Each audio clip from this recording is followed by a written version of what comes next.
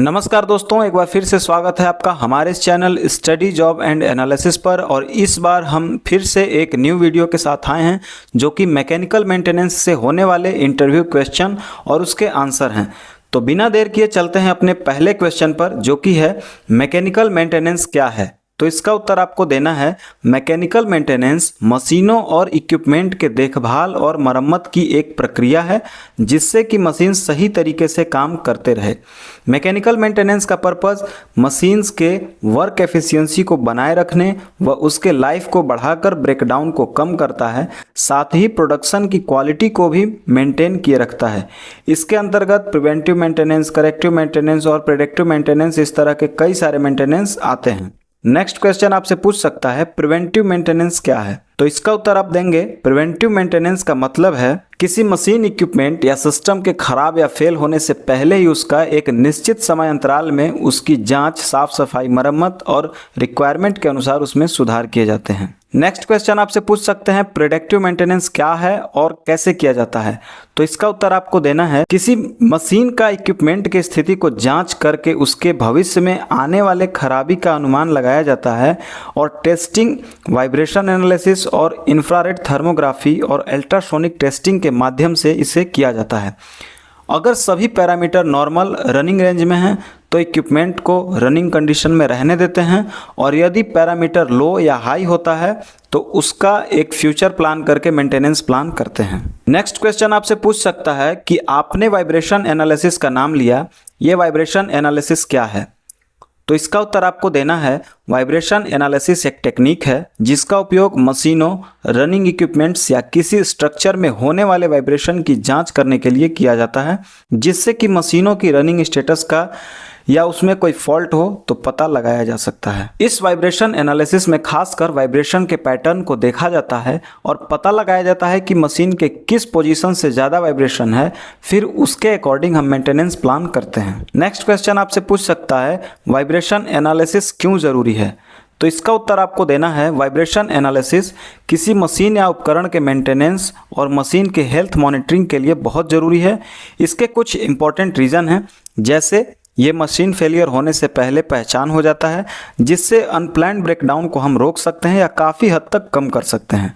दूसरा सबसे बड़ा कारण यह है कि वाइब्रेशन एनालिसिस समय समय पर करते रहने से मशीन, उसके अनबैलेंस, मिसअलाइनमेंट और लूजनेस की पहचान पहले से हो जाती है, जिससे कि हम समय रहते ही उसका मेंटेनेंस कर लेते हैं। नेक्स्ट क्वेश्चन आपसे पूछ सकता है थर्मोग्राफी टेस्टिंग क्यों किया जाता है।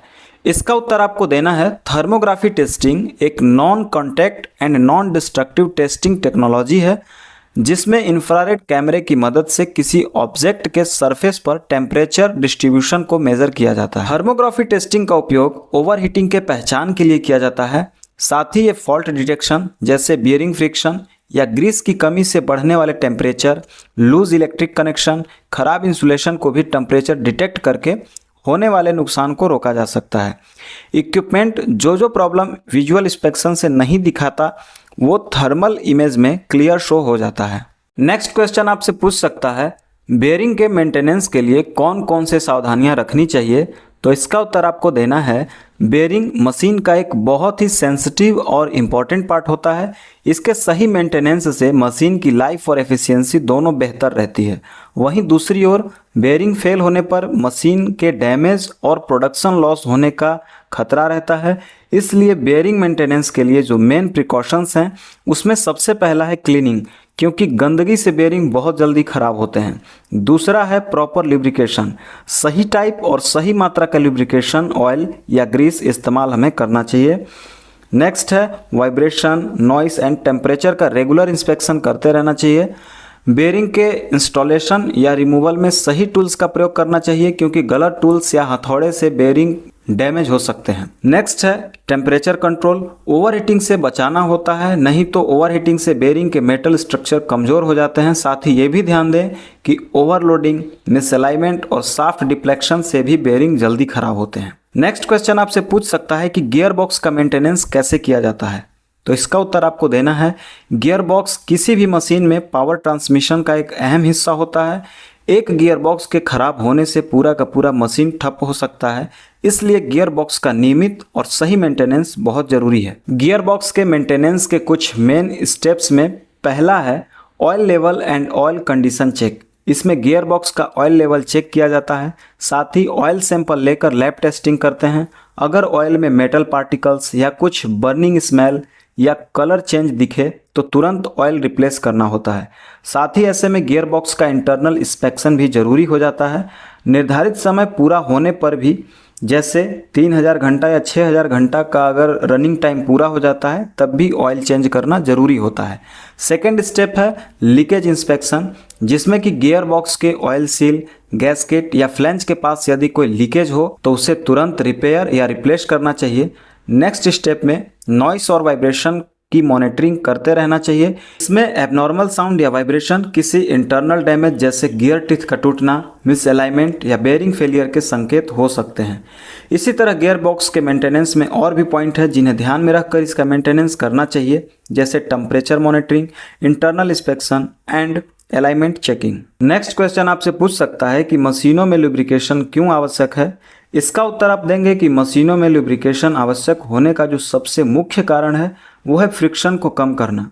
मशीनों के रनिंग पार्ट्स जैसे गियर, बेरिंग, शाफ्ट के बीच फ्रिक्शन होता है। लुब्रिकेशन करने से इन पार्ट्स के बीच एक चिकनी लेयर बन जाती है, जिससे फ्रिक्शन कम हो जाता है और मशीन स्मूथ चलता है। इसी तरह के और भी कई कारण हैं, जैसे वियर एंड टियर को कम करना, टेम्परेचर कंट्रोल करना, रस्ट एंड सीजिंग से बचाव, मशीन की एफिशिएंसी इंप्रूव होती है। इस तरह से मैकेनिकल इंटरव्यू में पूछे जाने वाले क्वेश्चन के अगर आप इस तरह से सटीक तरीके से उत्तर देंगे तो बहुत ज़्यादा चांसेस हैं कि आपके उत्तर से जो आपका इंटरव्यूअर होगा वो संतुष्ट होगा और आप इंटरव्यू को पास कर पाएंगे। उम्मीद है आपको ये वीडियो और इसमें दी गई जानकारी यूज़फुल लगी होगी। ऐसे ही और यूज़फुल जानकारी के लिए हमारे चैनल को सब्सक्राइब ज़रूर करें और ये वीडियो कैसा लगा कमेंट में ज़रूर बताएं। मिलते हैं ऐसे यूज़फुल वीडियो के साथ नेक्स्ट वीडियो में। Thank you.